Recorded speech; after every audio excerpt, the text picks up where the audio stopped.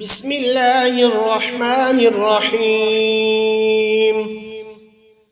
إذا السماء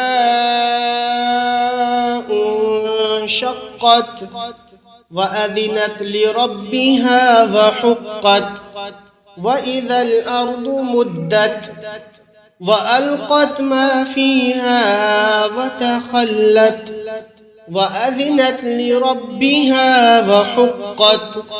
يا أيها الإنسان إنك كادح إلى ربك كدحا فملاقيه.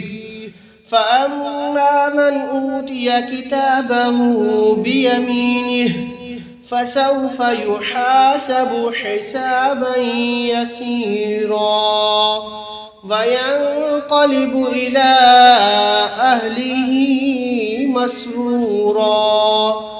وأما من أوتي كتابه وراء ظهره فسوف يدعو ثبورا ويصلى سعيرا إنه كان في أهله مسرورا إنه ظن أن لن يحور بلى إن ربه كان به بصيرا.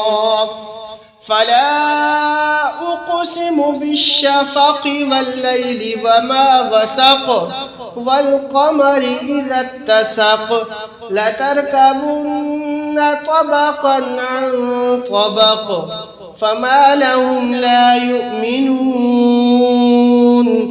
وإذا قرئ عليهم القرآن لا يسجدون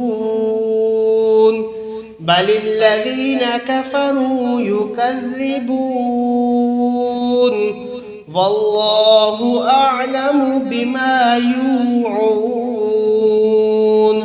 فبشرهم بعذاب أليم إلا الذين آمنوا وعملوا الصالحات لهم أجر غير ممنون.